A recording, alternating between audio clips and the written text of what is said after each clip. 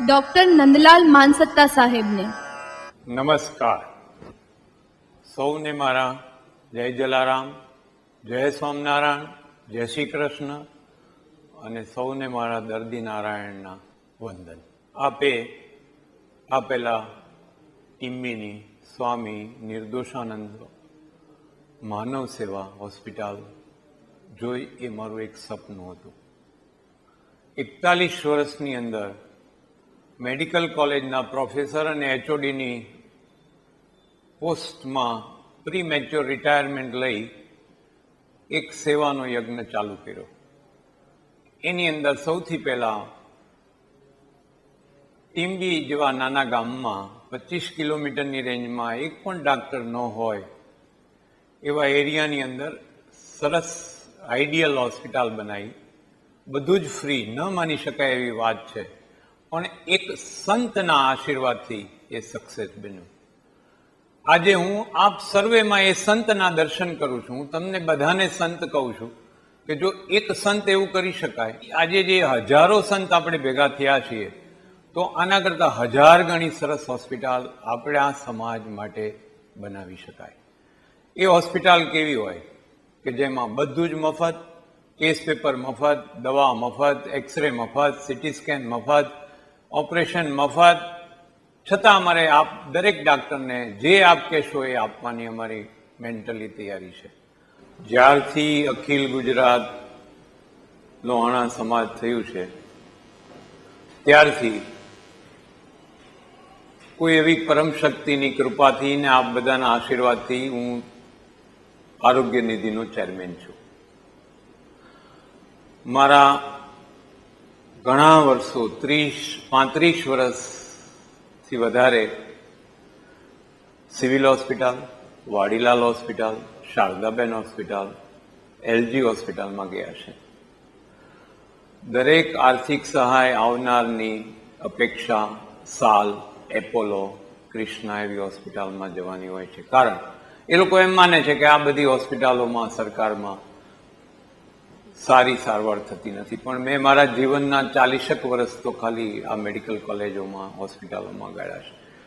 એટલે તાત્કાલિક તો અમે તમે જે કોઈ સહાય માટે આવશે એમાંથી જ્યાંથી ઓછામાં ઓછી ખર્ચ સાથે બેસ્ટ સારવાર, બેસ્ટ જેને કહેવાય કે બેસ્ટ સારવાર છે, એ અમે આપવાનો નમ્ર પ્રયાસ કરશું. અને આપ દરેક આવનાર દર્દીઓને આપણા બધા જ જ્ઞાતિના ડાક્ટર સાહેબો એમને મદદ કરશે, શ્રેષ્ઠીઓ મદદ કરશે.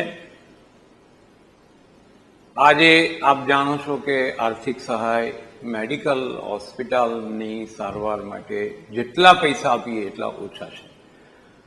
બાયપાસ કર્યું હોય તો લાખ, 1.5 લાખ, 2 લાખ થાય. કિડની ટ્રાન્સપ્લાન્ટ 3 લાખ થાય. કેન્સરના કેટલા થાય એ ખબર નથી. લીવર ટ્રાન્સપ્લાન્ટના લાખો રૂપિયા થાય, આપ જાણો છો.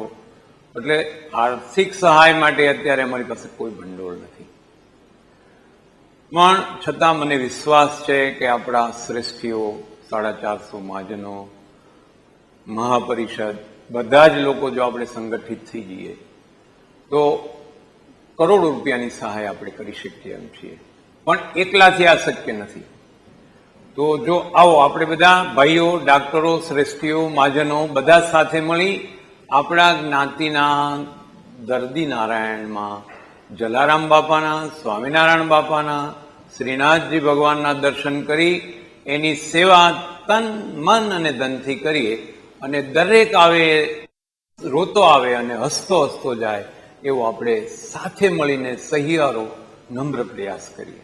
તો ચાલો આપણે સાથે મળીને ટીમ્બી કરતા 1000 ગણી સરસ એક હોસ્પિટલ બનાવીએ અને એની અંદર આપણા સમાજના દરેક જરૂરિયાતવાળા ભાઈઓની મફત સેવા કરીએ. મફત તમને એમ થશે કે કરશું કેમ, પૈસા ક્યાંથી આવશે? આમ તો સાવ સહેલું જ છે. 20 લાખ લુહાણા ઠક્કર ભાઈઓ જો ફક્ત મને રોજ 1 રૂપિયો આપે તો 20 લાખ રૂપિયા હોસ્પિટલનો ખર્ચ થાય નહીં અને સરપ્લસ થાય. એમાંથી મોડર્નાઇઝેશન થઈ શકે. કશું જ અશક્ય નથી. દરેક વિચારે કે આઈ કેન ડુ, એટલે 50% આપણે સફળ થઈ ગયા. 1 રૂપિયો અત્યારે કોઈ પણ આપણે ભિખારીને આપીએ તો બી આપણા મોઢા ઉપર પાછો મારે છે. તો હું તમારી પાસે ફક્ત 1 રૂપિયો માંગુ છું સારા એ સમાજ પાસે. તો તમે કહેશો ડોક્ટર પાસે શું માંગો છો? આપણા નોલેજનો, જરૂરિયાતનો બધો જ આપણે ઉપયોગ કરીએ તો આપ બધા બુદ્ધિશાળી છો. આખા જીવનમાં ડૉક્ટર ચક સાહેબે કે બધા ડૉક્ટર સાહેબોના નામ લઈએ તો આખો મોટું પ્રોબ્લેમ થાય અને 3 કલાક ચાલ્યા જાય. તો બધા જ ડાક્ટરો, બધા શ્રેષ્ઠીઓ, ઉમંગભાઈ, સારા એ ગુજરાતના આપણા મહાજનો 450, આપણા ઓફિસ બેરરો જો તન મન અને ધનથી કરે તો કશું જ અશક્ય નથી. ચાલો વિચારીએ અને આજથી ઇમ્પ્લિમેન્ટેશન આપીએ. જય જલારામ, જય રઘુવંશ, જય લોહાણા મહાપરિષદ, જય અખિલ ગુજરાત લોહાણા સમાજ.